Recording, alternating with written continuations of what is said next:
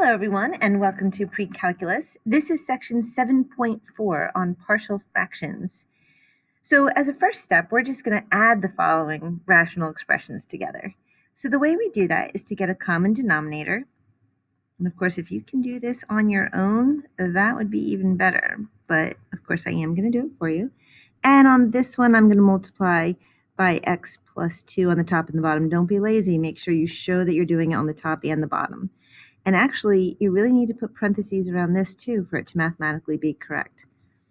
That gives me 2x plus 4 over x plus 2 times x minus 3 plus negative x plus 3 over x plus 2 times x minus 3. And since they have a common denominator, which, by the way, you're not required to write in factored form. If you think it's easier, you're certainly welcome to multiply it out. And now we can actually add our numerators together, getting x plus 7. So our goal today is going to be to do this backwards. So I want to figure out how to take x plus 7 over x squared minus x minus 6 and figure out what two fractions it is. You may be wondering, why would we want to do that? Because in calculus, if you have a complicated problem like this, you could break it down into two much easier problems. And that would be a big benefit when you're trying to do a hard calculus problem. So this process is called partial fraction decomposition. Partial fraction decomposition. Now I've written out the steps for you. So step 1 is going to be to factor the denominator. So notice this is the exact same problem we just did. This is the answer that we just got right up there. So I'm going to factor the denominator. I realize that it is x minus 3 times x plus 2. And then I'm going to divide the expression into separate fractions based on that denominator. So x minus 3 under this one and x plus 2. That's where that x squared minus x minus 6 must have come from. Then I'm going to use the constants a, b, and c to label the numerators. So I'm going to put an a there. It doesn't matter which one's which, and a b there. Then I'm going to multiply both sides of the equation by the least common denominator. Or you could just get a common denominator and add the partial fractions together. So I'm going to give this one, just like we did before, an x minus 3 on the top and the bottom. And this one, I'm going to give an x plus 2 on the top and the bottom. That gives me ax plus 2a. And since they have the same denominator, I'm going to go ahead and put them together. Plus bx minus 3b. And on this side, I have the same denominator. And I have x plus 7. So now it says multiply both sides of the equation by the least common denominator. So this is going to seem like a little bit of a funny step. You don't actually have to show this, but I'm going to just on this first one. I'm going to multiply both sides by this common denominator. And then my denominators cancel. So you could just cancel the denominators. Because the bottom line is, if you have two fractions where the denominators are equal, then the numerators must be equal. But algebraically, I was showing you why that was true. All right, so probably you've followed me pretty well so far with all these steps. But now I have to write a system of equations to finish solving this. So here's what we're going to do. This is an x, this is an x, and this is an x. Since I have one x on this side, and I have ax plus bx on this side, I can conclude that somehow that a coefficient and that b coefficient must add up to 1. So 1 is equal to a plus b. And then, since I have a constant 7 over here, I don't know what 2a is, but it's a constant, and 3b is a constant. And somehow together, since they don't have x's attached, they must add up to the 7. So I can write 7 is equal to 2a minus 3b. And this is going to be your final step, is to solve this equation. So I am going to multiply the top one by 3, and I'm going to put that right here. So 3 is equal to 3a plus 3b, and that gives me 10 is equal to 5a, a is equal to 2. And then, of course, going back to my red equation, 1 is equal to a plus b. I can put my 2 in for a. 1 is equal to 2 plus b, so b is equal to -1. Now that I know a and b, I can write down my partial fraction decomposition. X plus 7 over x squared minus x minus 6 is equal to a, which is 2, over x minus 3, plus b, which is -1, over x plus 2. Now, it's possible you'll see somebody put that negative out in front, -1 over x plus 2. Both answers are correct. So you have all the steps, but I would say that this step right here, changing this numerator into a system of equations, is where you're going to have to pay the most attention in the next couple examples, because that's where people struggle a little bit. All right, number 2. So step 1, factor the denominator. Don't forget about factoring out first. Been preaching that all year. So x times x minus 4. So I can rewrite this as something over x and something over x minus 4. I give them really easy labels, just a and b. And then I'm going to multiply this one by x on the top and the bottom. Notice, use good notation. There's no point in being lazy. You're in Precalculus. And that gives me ax minus 4a plus bx all over x squared minus 4x. I could leave it in factored form, but if I think it's faster to write it as x squared minus 4x, why not? And again, the step you are not required to show is this one where I cleared the fraction. It's a lot of extra writing when you could just cross them both out. If the two denominators are equal, then the two numerators must be equal. Now, you don't have to do this, but I'm going to go ahead and rewrite it because I want to write on it, and I want to make sure you're following me since this is the example. So I find all the x's, and I write them as a system of equations. So this is 1. Okay, this is ironic. This is the same equation as last time. But 1 must be a plus b. And then I find all the constants, things without x's, and I get 2 is equal to -4a.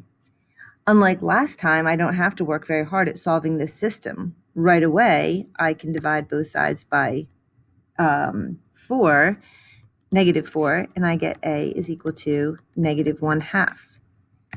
I'm going to put that back up into this equation. 1 is equal to -1/2 plus b. Now, when you add 1/2 to both sides, you might have to get a common denominator. 1 is the same as 2 over 2. So 2 over 2 plus 1 over 2 is 3 over 2 is equal to b. So this system was easy, but this answer is a little tricky for people. So x plus 2 over x squared minus 4 can be broken down into -1/2 over x plus 3/2 over x minus 4. You may not leave your answer that way. You will not get full credit for it. You need to simplify it.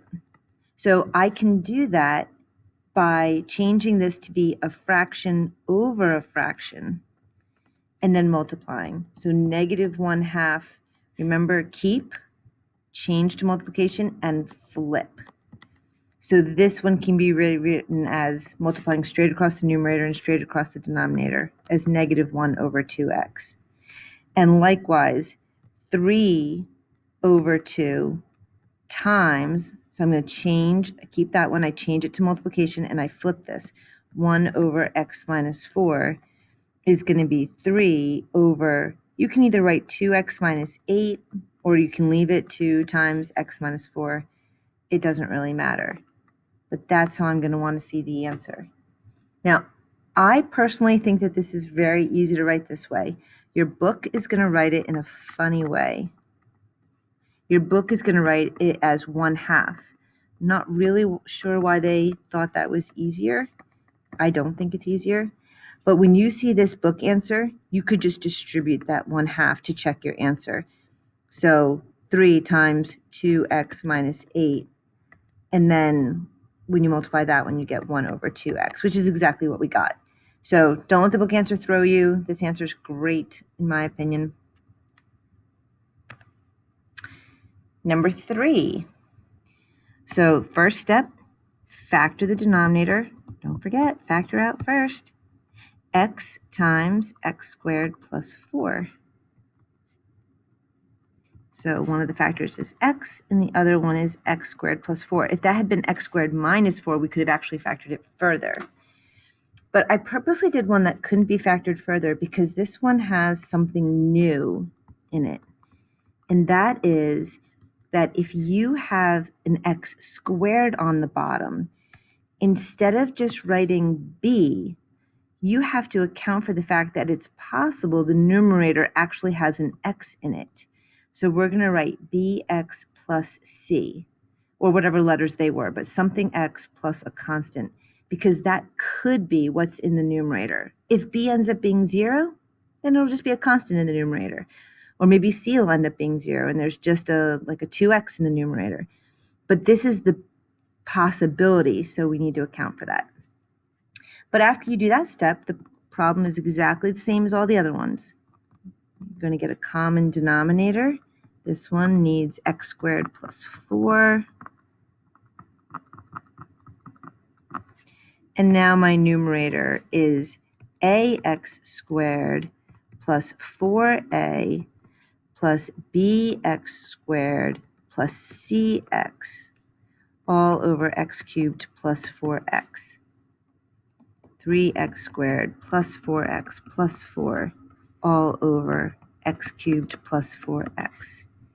So since I've made the two fractions have equal denominators, I know that their numerators must be equal. So it is important that you write the left-hand side because you need both sides in order to do this next step. Our goal is to match all the x squareds with the x squareds, the x's with the x's, and the numbers with the numbers. So I find all my x squareds, and whatever these two coefficients are, they must add up to 3. So 3 is equal to a plus b.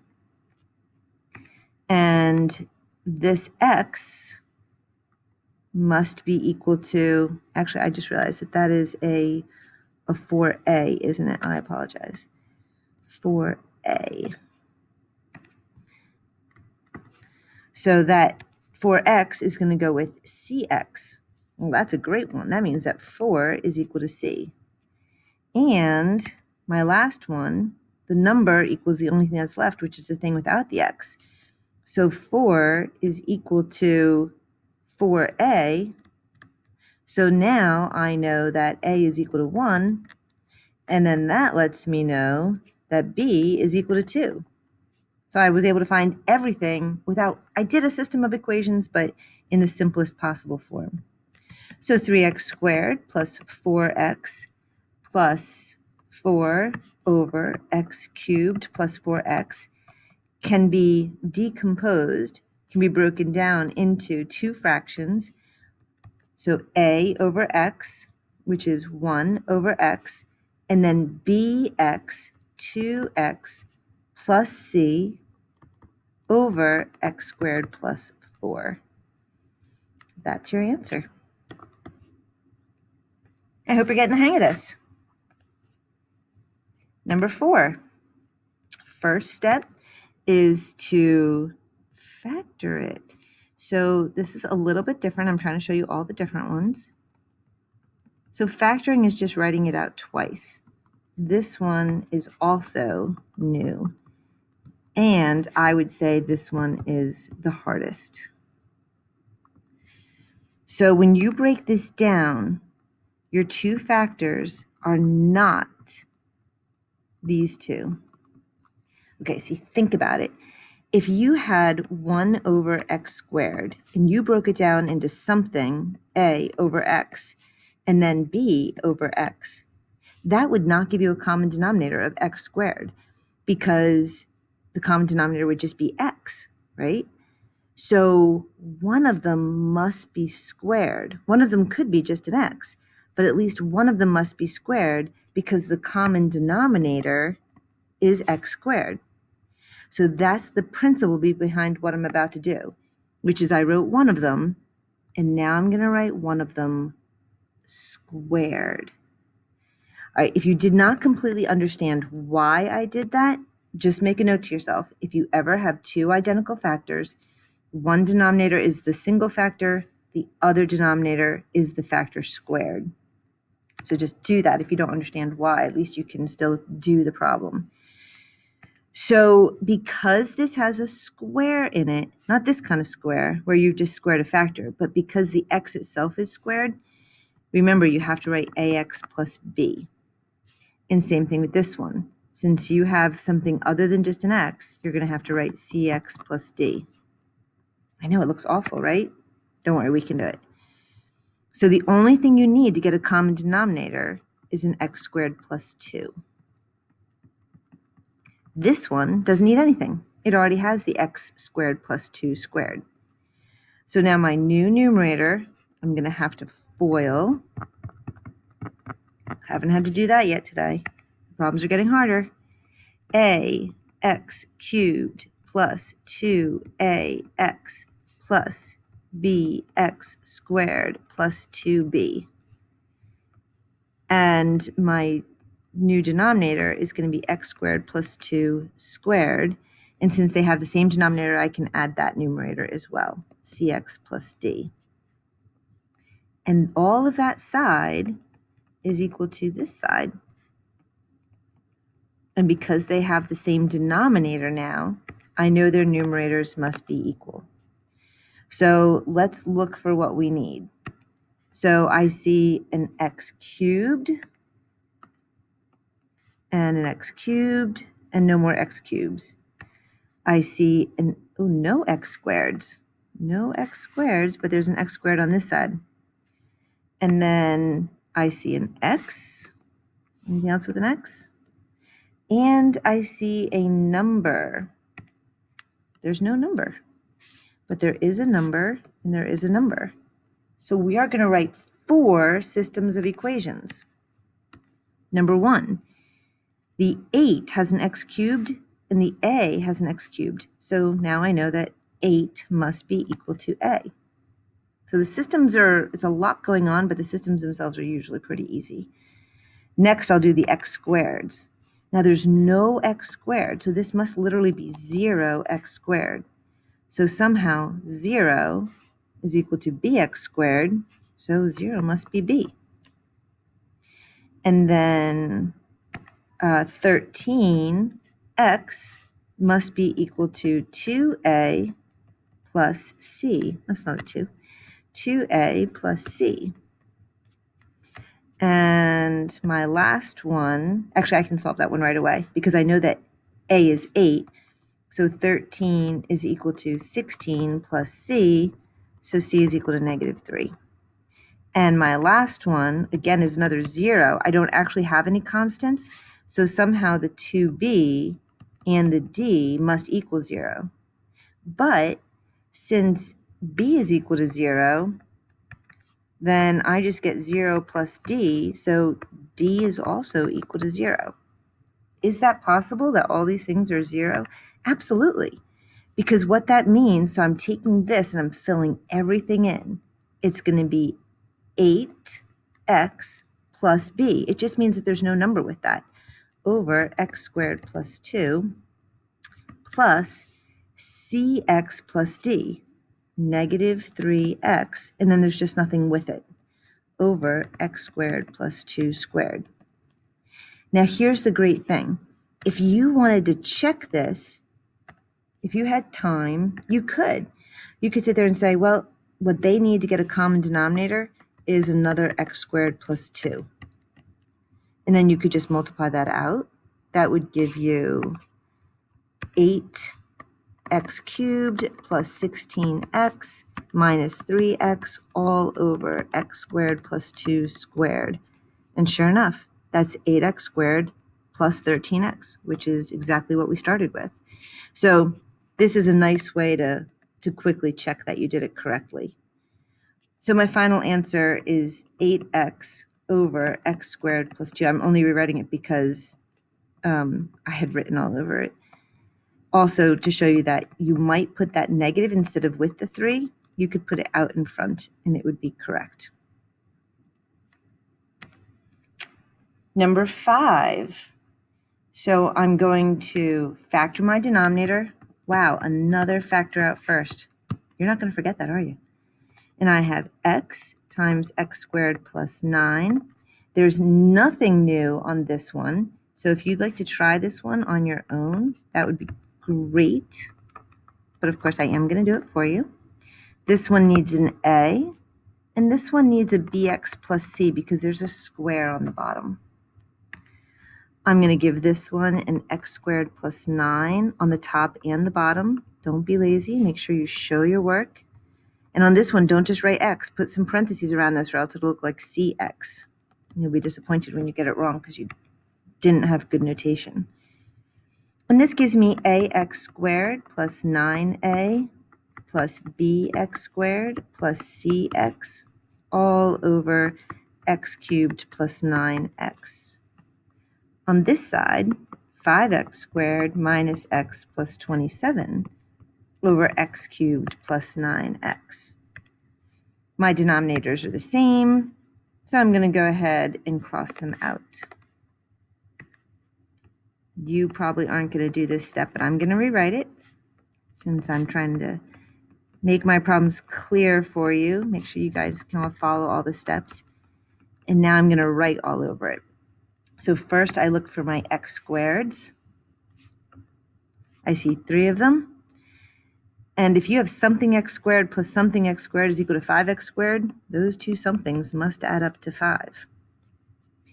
And then I have negative x and I have cx. So negative 1 must be equal to c. And I have 27 is equal to 9a. So 9a must be equal to 27. So right away I can solve this one and I get a is equal to 3. And now that I know that a is 3, b must be equal to 2. So I can write my final answer. 5x squared minus x plus 27 over x cubed plus 9x is equal to 3 over x plus b x plus c minus 1 over x squared plus 9. I don't know about you, but I actually really love this section. I think it's very cool how we can figure out what two fractions made that and how nicely we can check it if we need to. But there's your final answer. All right, we just have one more. So, had to make it at least a little harder, right? So I'm going to take out my x. Factor out first. Don't forget. Put a smiley face inside. It'll help you remember. So what makes this one a little harder, I'm not going to write the word new. There's nothing new about it, but it can be factored further. So it's x minus 1 times x minus 1, or x times x minus 1 squared. So we're going to use a bunch of things we learned today. And that is, we're going to write down all the factors, but this is that special one. If you ever have a factor that's repeated, then you write it once by itself and once on the square. And if you don't understand why that works, I'm happy to explain that again in class. This one just gets an A, this one just gets a B, and big note here, this one just gets a C. When you need a CX plus D, that's because the factor itself has an x squared, not because the factor is being squared. So a little bit of a difference there. All right, so it's already a hard problem, but now we have to do a lot more work. We need to get this common denominator for all three of them. So this one needs an x minus 1 squared. This one needs an x and an x minus 1. This one just needs an x. Phew. So here's a little shortcut for you. You already know what x minus 1 squared is. It's x squared minus 2x plus 1 because you factored it. Remember, you took this and made it x minus 1 squared. So unfactor it, and then you can multiply it out. Ax squared minus 2ax plus a. On this one, it doesn't really matter which two you do first. So let's just do the x squared minus x first, and then multiply the b. Or if you can do the bx at the same time, that's great. Bx squared minus bx. And the last one is easy, cx. And our new denominator is x cubed minus 2x squared plus x. Or if you want to write that in factored form, you certainly can. This side is 3x squared minus x plus 5 over, and like I said, it doesn't matter which format you use for the denominators, but they're the same, so you can cancel them out. So now I'm going to be looking for things that are the same. So I see my x squareds, I find them all, and then I use that to write a system of equations. So 3 is equal to a plus b. And then I look for all my x's. I found several. So -1 is equal to -2a minus b plus c. And then I find all of my numbers. There's a number. That's it. Ooh, excellent. That means I can just start solving. If I know that 5 is equal to a, then 3 is equal to 5 plus b. B is equal to -2. And once I have those two, I can put it in here. There's a lot of arrows, sorry. -1 is equal to -2 times 5 minus -2 plus c. -1 is equal to -10 plus 2 is -8 plus c. So add 8 to both sides, and I get 7. All right, final answer. 3x squared minus x plus 5 over x cubed minus 2x squared plus x is a complicated fraction that originated from 5 over x minus 2 over x plus 1, x minus 1 plus 7 over x minus 1 squared. That is the partial fraction decomposition of the original fraction. All right, that is it for section 7.4. Have a great day.